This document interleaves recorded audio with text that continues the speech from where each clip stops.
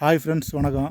இன்றைக்கி நம்ம வீடியோவில் என்ன பார்க்க போகிறோம் அப்படின்னா, இன்றைக்கி எங்கள் ஊரில் ஒரு திருநங்கை ஒரு அக்கா இருக்காங்க. அவங்க ரொம்ப தெரிஞ்சவங்க தான்.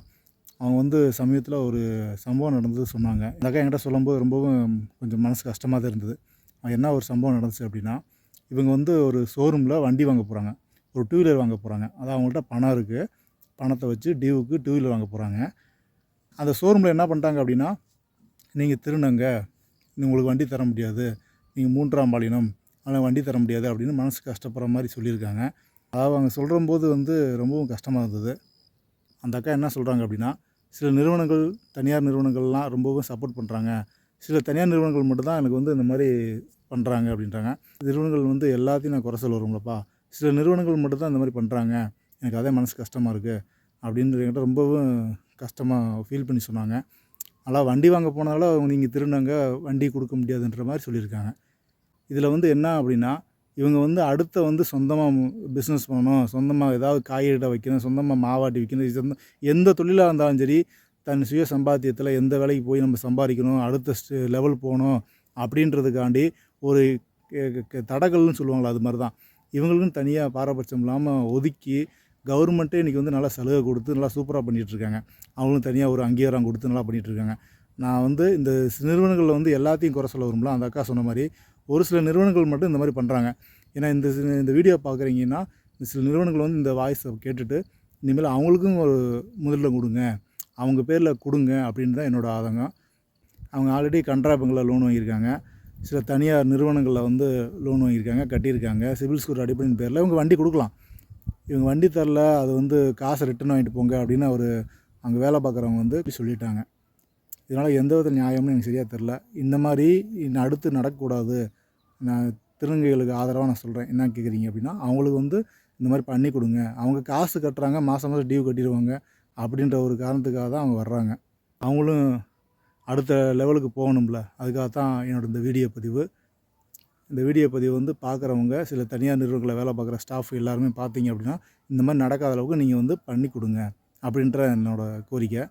அவங்க மாதம் மாதம் டியூ கட்டிடுவாங்க, முன்பணம் கட்டுறாங்க, அவங்க கட்ட முடியும்ன்ற ஒரு நம்பிக்கையில் தான் அவங்க வர்றாங்க. அவங்க மனசை புண்படும்படியாக எதுவும் பண்ணாதீங்க. அதுக்காக தான் அந்த வீடியோ பதிவு. மீண்டும் அழுத்தி சொல்லிக்கிறேன், இந்த மாதிரி அடுத்த தடவை நடக்க வேண்டாம். அதாவது சில நிறுவனங்கள் இப்படி பண்ணுறாங்க, அந்த மாதிரி நடக்காத அளவுக்கு நீங்கள் பார்த்துக்கோங்க. என்னோடய தாழ்மையான வேண்டுகோள் இதுதான். அவங்களுக்குன்னு ஒரு சுய கௌரவம், சுய ஒழுக்கம் எல்லாமே இருக்குது. அதனால் அவங்க கட்டிடுவாங்க அப்படின்னு ஒரு நம்பிக்கை வச்சு, இந்த மூன்றாம் பாலினம் அப்படின்னு நீங்கள் ஒதுக்குறீங்க பார்த்தீங்களா, இது சொல்கிறாங்க, கேளுங்க. வணக்கம் அனைவருக்கும். நான் ஒரு ஊரில் வசித்து வருகிறேன். அந்த ஊரில் கல்யாணம் முடித்து 14 வருஷமாக குடும்பம் நடத்தி வரேன். திருநங்கை நான். இப்போதைக்கு கொஞ்சம் தாழ்மையில் தான் இருந்தோம். இருக்கிற வரைக்கும் கஷ்டப்பட்டு கஞ்சோ கூழோ குடிச்சிட்டு வந்தோம். இப்போ லோன் போட்டு ஒரு வண்டி எடுக்கலான்னு எனக்கு ஒரு சின்ன ஆசை. எடுக்கலான்னு நினச்சி ஷோரூமில் போய் கேட்டோம். கேட்டதுக்கு அவங்க சொன்னாங்க, எல்லாமே ஓகே ஆயிடுச்சு, உங்களுக்கு இன்னும் 2 நாளில் வண்டி வந்துடும் அப்படின்லாம் சொன்னாங்க. நாங்களும் சந்தோஷமாக வீட்டுக்கு போயிட்டோம். போய் 2 நாள் கழித்து ப்ராசஸ் நடந்திருக்கு, உங்களுக்கு இப்போதைக்கு வண்டி உங்கள் பேரில் வண்டி தரமாட்டோன்னு சொல்லிட்டாங்க. ரொம்ப எனக்கு கஷ்டமாக போச்சு. அதுலேருந்து நான் வந்துட்டேன் வெளியே. வந்துட்டு கேட்டேன், அவங்க என்ன காரணம்னு நான் கேட்டேன் அவங்கக்கிட்ட. அப்போ அவங்க என்ன சொன்னாங்கன்னா, நீங்கள் 3வது பாலினம் திருநங்கை, உங்களுக்கு வண்டி தரமாட்டோம், உங்கள் வீட்டுக்கார் பேரில் வேணால் நான் தாரேன்னு சொன்னாங்க. அவருக்கு கொஞ்சம் இப்போ அவர் அக்கௌண்ட்டில் சின்ன சின்ன கம்ப்ளைண்ட்டுங்கள்லாம் இருக்குது. அதனால் அவர் பேர் வேணாம், என்னதில் போட்டு கொடுங்க, எனக்குன்னு இருந்தால் தான் எனக்கு ஆகும், ஒரு பிஸ்னஸ் பண்ணுறது கூட எனக்கு ஆகும் அப்படின்னு சொல்லி நான் கேட்டேன். அவங்க என்ன சொல்லிட்டாங்க, இந்த மாதிரி 3ஆம் பாலினமாக இருக்கிறதுனால உங்களுக்கு வண்டி தரமாட்டோம், எங்களுக்கு அந்த லோன் எங்களுக்கு இல்லை, எங்கள் பெரிய ஆளுங்க ஒத்துக்கிட மாட்டாங்க, உங்கள் இதை கேன்சல் பண்ணிட்டாங்க, நீங்கள் கொடுத்த அட்வான்ஸை வாங்கிக்கோங்க அப்படின்னு எங்கக்கிட்ட சொல்லிட்டாங்க. அதை நாங்கள் சைலண்டாக வந்துட்டோம். அப்புறம் கேட்டேன், பெரியவங்ககிட்டலாம் கேட்டு, இந்த மாதிரி 3ஆம் பாலினம் சொல்கிறாங்களே, அவங்களுக்கெல்லாம் நாங்கள் தாழ்த்தப்பட்டவங்களா, அப்படி எங்களுக்கு தரமாட்டாங்களான்னு நான் கேட்குறேன். இதெல்லாம் நான் மன ரீதியாக நான் ரொம்ப கஷ்டப்பட்டிருக்கேன். ஒரு தொழிலை செஞ்சு முன்னேறி வரணும்னு நீங்கள் எல்லா பேர் சொல்கிறீங்க, யாருமே எனக்கு சப்போர்ட் பண்ண மாட்டேறீங்க. சப்போர்ட் பண்ணால் தானேங்க 4 பேர் சப்போர்ட் பண்ணாதே நல்ல நிலைமைக்கு நாங்களும் வர முடியும். நீங்கள் யாரும் சப்போர்ட் பண்ண மாட்டேறீங்க, அப்புறம் எப்படிங்க நல்ல நிலைமைக்கு நாங்கள் வர முடியும்? அப்படின்னு உங்ககிட்ட ஒரு கேள்விக்குறியோடு வைக்கிறேன். சில நிறுவனங்கள் வந்து எனக்கு வந்து உண்மையிலே சொல்கிறேன், நிறைய இடத்துல கேட்டிருக்கேன். லோன் விஷயமா கேட்டேன், அவங்க எல்லா யாருமே அவாய்ட் பண்ணாங்க. கனரா பேங்க்கில் போய் கேட்டேன். ஒரு தடவை தாரேன்னு சொல்லி வாங்கி கட்டிட்டேன். கரெக்டாக கட்டுறத பார்த்துட்டு மறுபடியும் இன்னொரு லோன் போட்டு கொடுத்தாங்க, அதுவும் கரெக்டாக வாங்கி கட்டிட்டேன். அதை பார்த்துட்டு இன்னும் தனியார் நிறுவனத்துலேருந்து எனக்கு தனி நபர் வந்து லோன் போட்டு கொடுத்தாங்க, 60,000 போட்டு கொடுத்தாங்க, அதையும் கரெக்டாக கட்டினேன். அதை கட்டி முடித்த பிறகு தான் நான் இங்கே போய் கம்பெனியில் போய் நம்மளுக்கு லோன் தராங்க அப்படின்னு சொல்லி கூட போய் கேட்டு நம்ம வாங்கலாம்னு சொல்லி தான் ஆசையோடு போனேன். அங்கே மண்ணள்ளி போட்டுட்டாங்க. வண்டி வாங்கிறதுக்கோசரம் போகினேன். ஒரு தொழில் செய்யலாம், ஒரு வண்டி வாங்கி ஒரு இது பண்ணலாம்னு நினச்சி போனது. ஆனால் அங்கே தரமாட்டேன்னு சொல்லிட்டாங்க. சில கம்பெனிகள் வந்து எங்களுக்கு உதவி பண்ணுறவங்களும் இருக்கிறாங்க, அவங்களும் எனக்கு எல்லாத்துக்கும் நல்லபடியாக பண்ணித்தாங்க. பண்ண மாட்டேன்னு சொல்லி இருக்கிறவங்க தயவுசெய்து நல்ல முயற்சி எடுத்து 4 பேர் கஷ்டப்படுத்தவங்களுக்கு வந்து உதவி பண்ணிங்கன்னா இன்னும் நல்லாயிருக்கும். இன்னும் நாங்கள் திருநங்கையாக இருக்கிறவங்க எல்லா பேரும் இன்னும் மேலே ஏறி வருவோம், நல்லா வாழ்ந்து காமிப்போம். அது வந்து உங்கள் கையில் தான் இருக்குது. நீங்கள் ஹெல்ப் பண்ணணும். தயவுசெய்து கையெடுத்து கும்பிட்டு கேட்குறேன், எங்களுக்கு ஹெல்ப் பண்ணுங்கள். எல்லா நிறுவனங்களையும் குறை சொல்லலை, சில நிறுவனங்கள் மட்டுமே எங்களுக்கு வந்து தரமாட்டேன்னு சொல்கிறவங்களுக்கு பக்கத்தில் இருக்கவங்க நீங்கள் உதவி பண்ணணும்னு நினைக்கிறீங்களா, அவங்கக்கிட்ட கன்சல்ட் பண்ணி நீங்கள் எனக்கு சப்போர்ட் பண்ணுங்கன்னு நீங்களும் சொல்லுங்கள். அவங்கள சப்போர்ட் பண்ண வைங்க, தரமாட்டேன்னு சொல்லக்கூடாதுன்னு சொல்லுங்கள். அவங்கள உதவி பண்ண சொல்லுங்கள். அப்போனா மட்டும்தான் நாங்கள் நல்ல நிலைமைக்கு வர முடியும். எல்லோரும் நீங்கள் ஏன் இப்படி இருக்கீங்க, நீங்கள் ஏன் இந்த வேலை செய்கிறீங்கலாம் கேள்வி வேகமாக கேட்குறீங்க இல்லையா. அவங்க எல்லா பேருமே உதவி பண்ணால் மட்டும்தான் நாங்களாம் எல்லா பேரும் மேலே வர முடியும். நீங்கள் யாருமே உதவி பண்ண மாட்டீங்க. உதவி பண்ணுங்கள், தயவுசெய்து உதவி பண்ணால் மட்டும்தான் மற்ற திருநங்களுக்கும் அது எனக்கு நடந்த சம்பவம் மாதிரி யாருக்குமே நடக்கக்கூடாது. அதாவது அந்த கம்பெனிலேருந்து பேசின ரெக்கார்டிங் என்கிட்ட இருக்குது, நீங்கள் அதை பாருங்கள். சொல்லுங்கள். அக்கா நான் கேட்டேங்க்கா, ஆனா பண்ண முடியாதுன்ட்டாங்கக்கா. சரிம்மா. நான் ஆக்சுவலா நீங்க கூப்பிட்டு இருந்திருப்பீங்கன்னு நினைக்கிறேன், ஏன்னா 3 மிஸ்டு கால் இருந்துச்சு. நான் சாப்பிட போயிட்டு அதனால போன் எடுக்க முடியலைங்கக்கா. பரவாயில்லம்மா. ஆமா, நான் ஷோரூம்லயும் பேசி பாத்துட்டேங்க்கா, அவங்க பண்ண முடியாதுன்னு சொல்றாங்கக்கா. சரிம்மா. ரேஷன் கார்டு எல்லாத்தோட பேரும் ஒன்னா வருதாக்கா?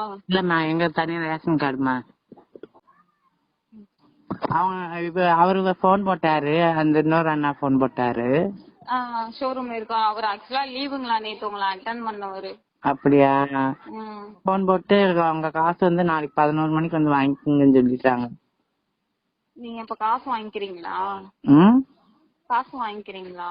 காசு நான் வாங்குற ஐடியா இல்ல. அவங்க போன் போட்டு வந்து காசை வாங்கிக்கோங்க. இல்லக்கா, நான் ஆக்சுவலா என்னோட மிஸ்டேக் தான்க்கா. நான் உங்களோட ஆதார் கார்டை சத்தியமா பார்க்கவே இல்லைங்கக்கா, எனக்கும் தெரியாது. போட்டோ எல்லாமே வாங்கின பின்னாடி கடைசியா தான் அவர் சொன்னாங்க. சரி நான் ஓகே, நான் இருந்தாலும் பரவாயில்ல, நான் ஆபீஸ்ல கேக்குறேனா அப்படின்னு சொல்லிட்டு நான் காலையில உங்ககிட்ட பேசினேன்ல, அதுக்கப்புறம் தான் நான் ஆபீஸ்ல கேட்டேன். 10 மணிக்கு மேல ஆபீஸ் வருவாங்க. வண்டி எடுக்கிறதுக்கு என்னங்கக்கா? வண்டி எடுத்து இது பண்ணணும் ஒரு இதெல்லாம் எங்க கனவு. நாங்க இப்ப இருக்க வீடு கூரை வீட்டுலதான் இருக்கிறோம். அது சின்ன சின்ன ஆசைகள் கடை வாங்கிதான் இப்ப செய்யறோம் எல்லாமே. அது எப்பயுமே அவரு மாற்றுத்திறனாளியா, அவருனால கடைக்கு போகணும் வரணும்னா நடந்து போக முடியாது. நான் வந்து திருநங்கையா இருக்கிறதுனால வந்து கேட்டுதான் போற மாதிரி இருக்கும். நாங்களும் எங்களுக்கும் நமக்கும் சொந்த வண்டி வந்து. அவர் என்ன வேலை பாக்குறாரு? பங்க்ல வேலை பாக்குறாரு. பெட்ரோல் பங்க்லயா? மாசம் 50,000 சம்பளம் வாங்குறாரு. சரி சரிங்கக்கா. இந்த இதுல ஆதார் கார்டுல அந்த மென்ஷன் பண்ணிருக்காங்க இல்லையா? என்ன மென்ஷன் பண்ணிருக்காங்க? 3ஆம் படிக்கணும்னா? ஆமாக்கா, அதனால ஃபினான்ஸ் பண்ண முடியாதுன்றாங்கக்கா. ஃபைனான்ஸ் பண்ண முடியாதுங்கறாங்க. அப்ப நாங்க 3ஆம் படிக்கணுமா இருந்தா யாருக்கும் பண்ண மாட்டாங்களா? இல்ல, இது வரைக்கும் எந்த கேஸும் அந்த மாதிரி பண்ணது இல்ல. சொல்றாங்கல்ல, ஒதுக்கி வச்சு பாக்குறேன். ஒதுக்கி வச்சு பாக்கல, அவங்க ஒரு ப்ரொசீஜர் வச்சிருப்பாங்களா? இல்லம்மா, திருநங்கைக்கு ஏன் வண்டி கொடுக்க மாட்டேங்க? நான் ஒரு ஃபேமிலியா தானே இருக்கிறேன் இந்த ஊர்ல. 14 வருஷமா இதுல பேங்க்ல லோன் வாங்கி கட்டியிருக்கேன். அவங்க அக்கௌண்ட்ல போட்டு பார்த்தா தெரியும் தானே உங்க இதுல. ஆமாங்கக்கா. நான் இதுக்கு முன்னாடி ஒரு லோன் வாங்கியிருக்கேன், கனரா பேங்க்ல வாங்கி கட்டி முடிச்சிருக்கேன். அது போக வந்து தனியார் லோன்லயும் வாங்கி கட்டி இருக்கிறேன்.